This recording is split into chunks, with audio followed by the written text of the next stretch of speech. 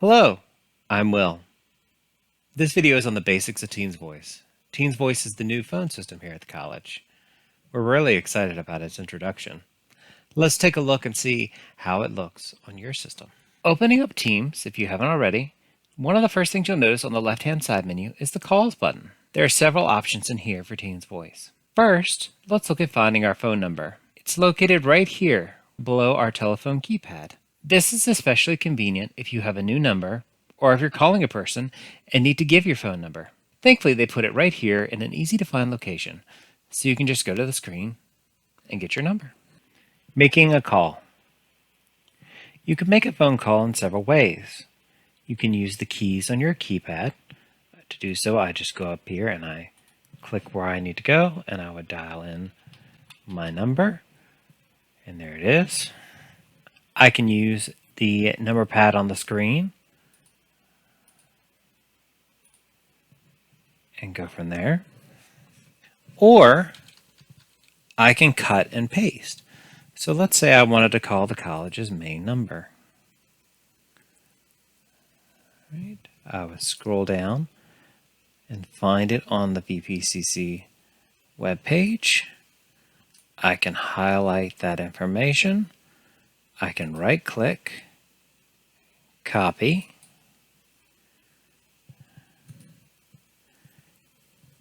and I can go up here and I can right click and click paste. And poof, there's my number ready to call out.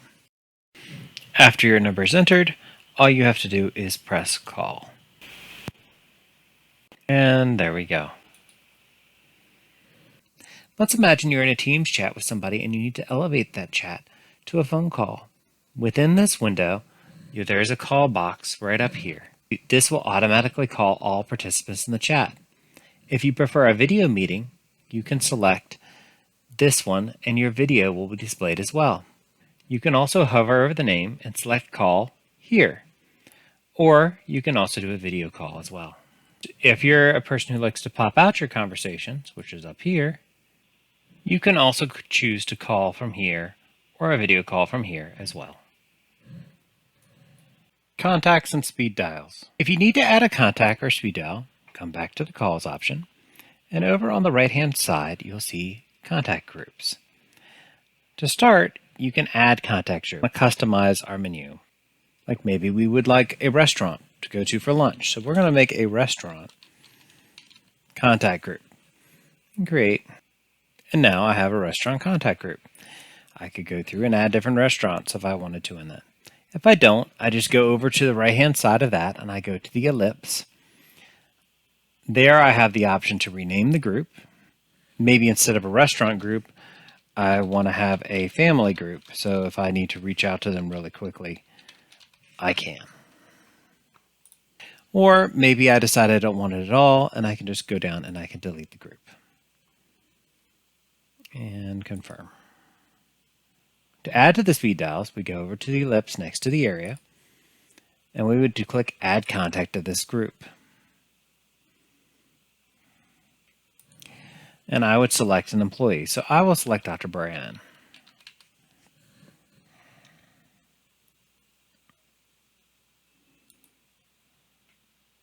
And then click Add.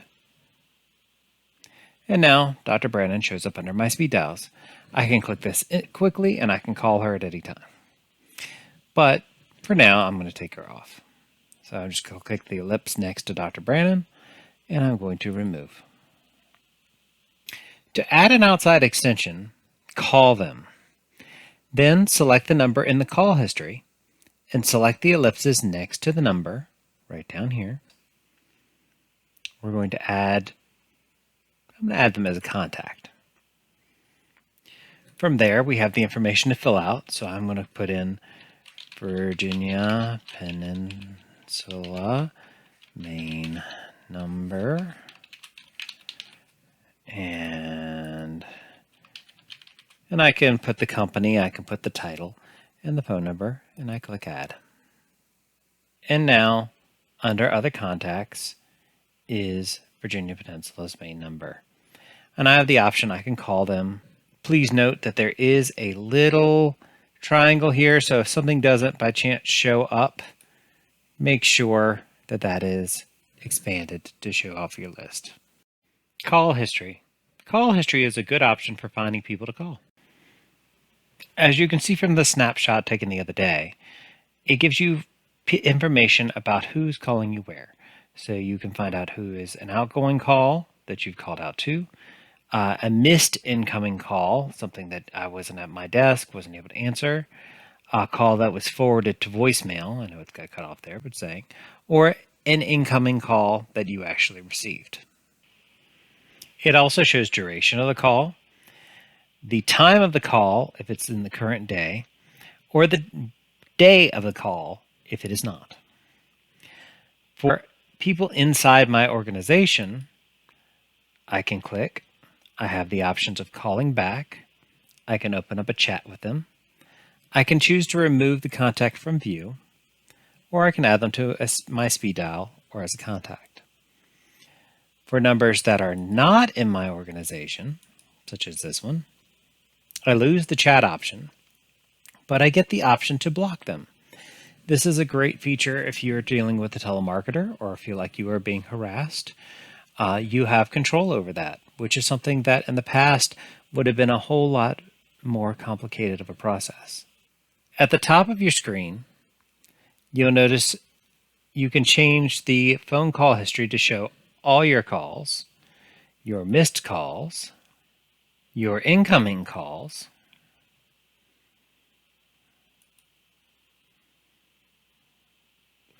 and calls that have voicemail. On your voicemail menu, you'll see a list of recent voicemails, the date and the amount of time each voicemail was. You can select one, and on the right side of the screen, you'll see a transcript of a message, and you can see more if you wish. You can have the option of playing it, and you can adjust the speed to either faster or slower, depending on what you need to do. It also gives you the date and time of the voicemail.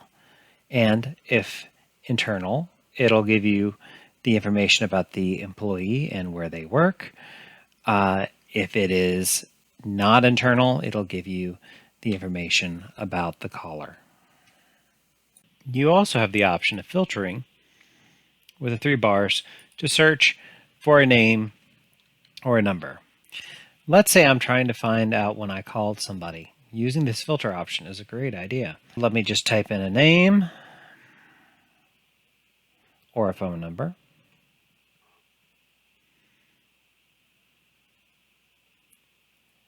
And I can see this particular person I last chatted with on here April 20th. Setting up voicemail and other settings. To set up your voicemail and various other settings, go to the top of the page and click your picture or initials. Then scroll down to Manage Account and select. In this menu, you can change your options. I'm only going to point out certain tabs, but you can explore this menu in greater depth if you wish. In the General tab, you can change your theme from default to dark, mode to high contrast. As you notice, I'm on dark, but you can certainly switch if you wish.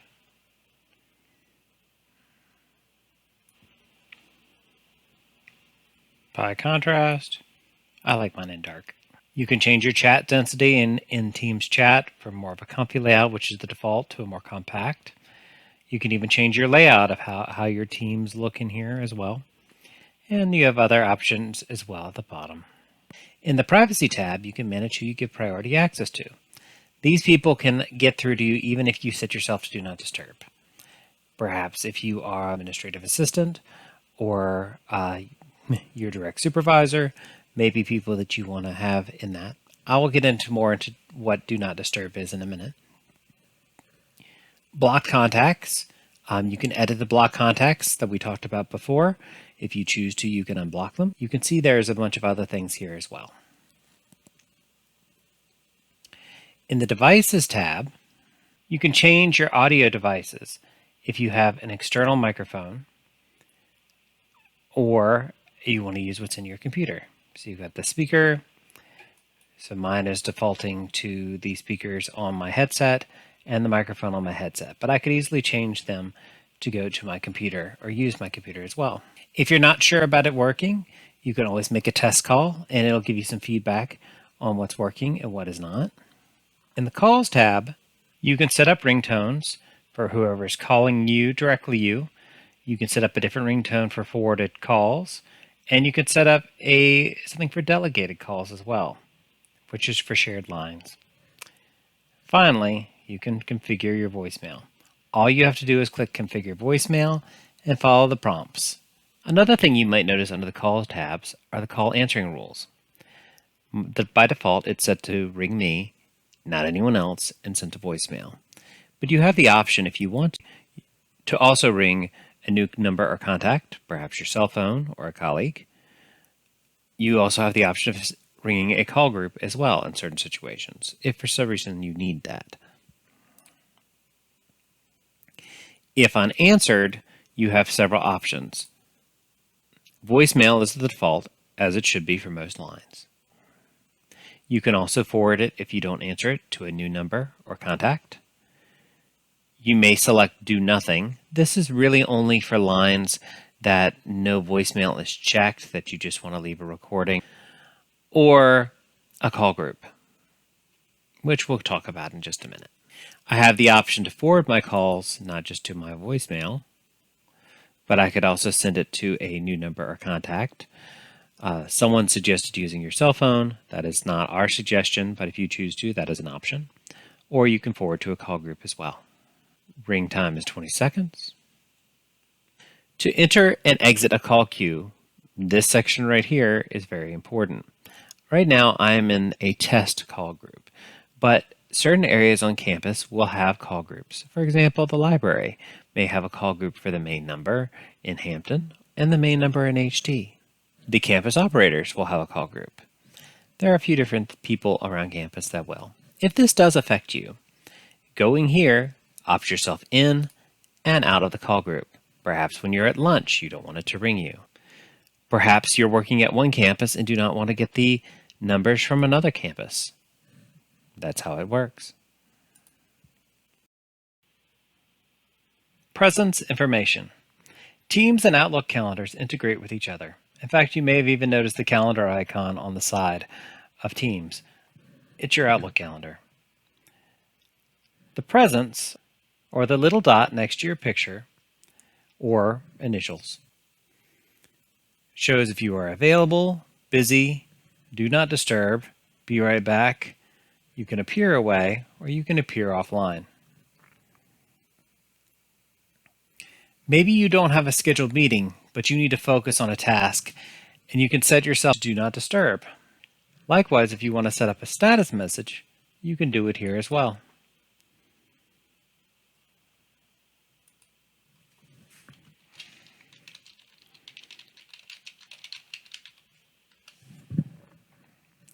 And then you can show what people message me, and I can show clear the status after today. Or I can change the date as need be as well. Pretty cool. You'll notice when you're in Do Not Disturb mode, it tells you you'll only get notifications for urgent messages from your priority contacts. This is to do with what we set up before. This way, no one can be calling you and interrupting you during your task. I don't recommend putting yourself in Do Not Disturb all day long, but again, you can adjust the time period here under duration.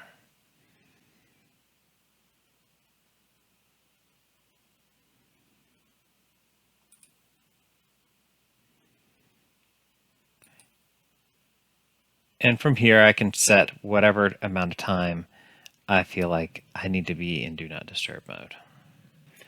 Thank you for watching Teams Voice Basics. Stay tuned for more videos involving Teams Voice and other technology here at VPCC.